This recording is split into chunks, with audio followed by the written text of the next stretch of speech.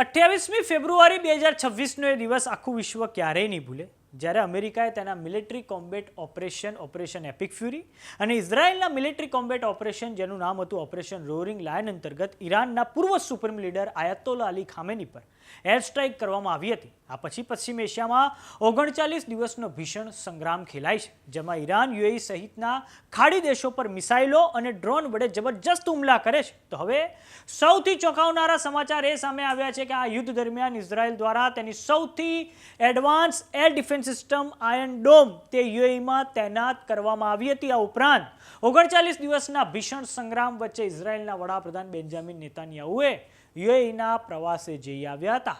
તો આવો જાણીએ સમાચાર વિસ્તારથી. નમસ્કાર, જમાવટ સાથે હું છું પાર્થ.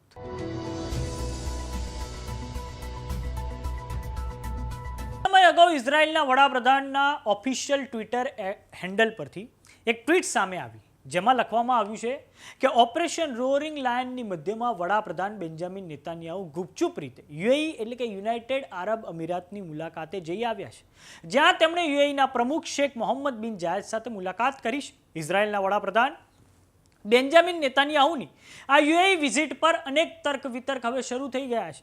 એવા પણ દાવાઓ થઈ રહ્યા છે કે ઈરાનની સામે હવે કઈ નવી ઘેરાબંધીની રણનીતિ બનાવાઈ રહી છે. ઇઝરાયલ તરફથી આ જાહેરાત ત્યારે સામે આવી છે જ્યારે એક દિવસ અગાઉ અમેરિકામાં ઇઝરાયલના એમ્બેસેડર માઇક હકાબીએ જાહેરાત કરી હતી કે ઇઝરાયલ દ્વારા ભીષણ યુદ્ધ દરમિયાન iron dome air defence system અને તેનું સંચાલન કરવા માટે માણસો યુએઈને આપવામાં આવ્યા હતા.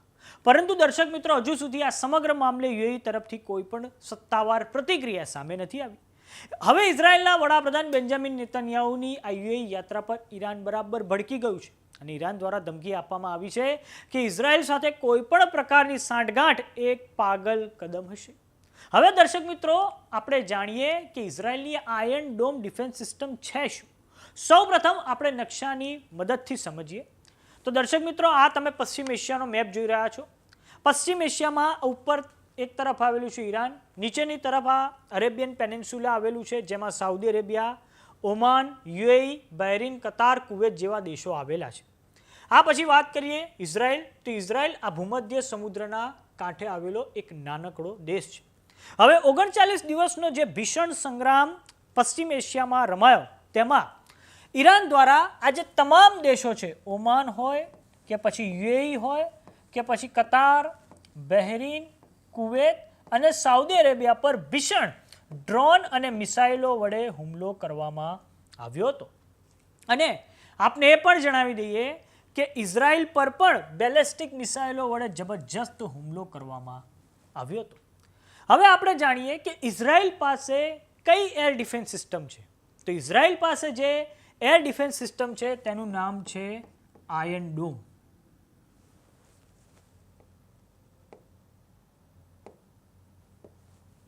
ઇઝરાયલ પાસે જે એર ડિફેન્સ સિસ્ટમ છે તેનું નામ છે આયર્ન ડોમ.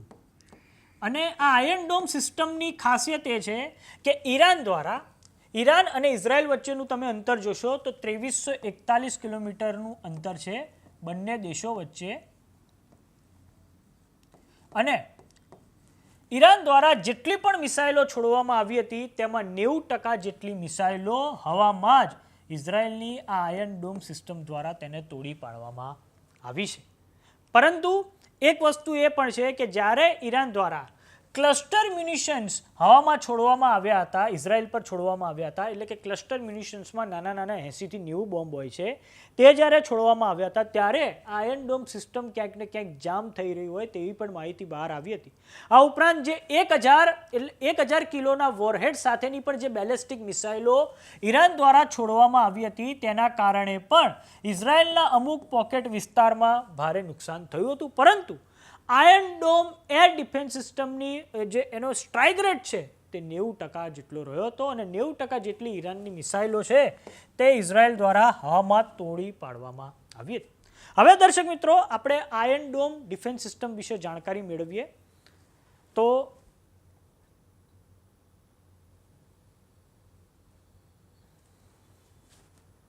આ રહ્યો એનો ફોટો, આ રહ્યો આયર્ન ડોમ એર ડિફેન્સ સિસ્ટમનો આ ફોટો છે. 2011માં આ ડિફેન્સ સિસ્ટમને બનાવવામાં આવી હતી iron dome defence system Israel દ્વારા અમેરિકાના સહયોગથી વિકસાવવામાં આવી છે. મુખ્યત્વે 2 કંપનીઓ તેના વિકાસ સાથે જોડાયેલી છે, રફાલ એડવાન્સ ડિફેન્સ સિસ્ટમ અને Israel aerospace industry. Iron dome defence સિસ્ટમને શોર્ટ રેન્જ રોકેટ અને આર્ટિલરી શેલને રોકવા માટે બનાવવામાં આવી છે.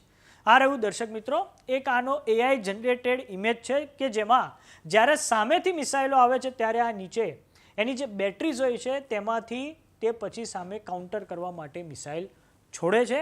અને આયર્ન ડોમ જે ડિફેન્સ સિસ્ટમ છે તે એટલી બધી એડવાન્સ છે કે જ્યારે ઉપર અવકાશમાંથી પણ મિસાઇલો આવે છે તેને પણ તે ટ્રેક કરીને તેની પર તે અટેક કરી શકે છે.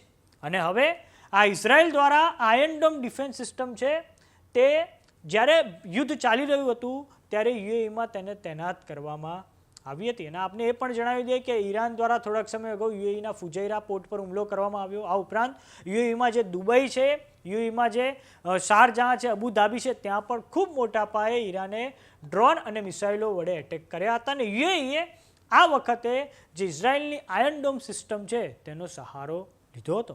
અને સંભાવના છે કે ખાડી દેશોમાં હવે અન્ય દેશો પણ જેમ કે ઓમાન છે, કતાર છે, બહેરીન છે, કુવેત છે તે પણ, અને સંભાવના છે કે સાઉદી અરેબિયા પણ આવનારા સમયમાં આવી જ કોઈ એર ડિફેન્સ સિસ્ટમનો સહારો લઈ શકે છે. તો સમાચારોમાં અત્યારે બસ આટલું. જોતા રહો જમાવટ. જો તમે અમને યુટ્યુબ પર જોઈ રહ્યા તો સબસ્ક્રાઇબ કરો, જો તમે અમને ફેસબુક પર જોઈ રહ્યા તો ફોલો કરો.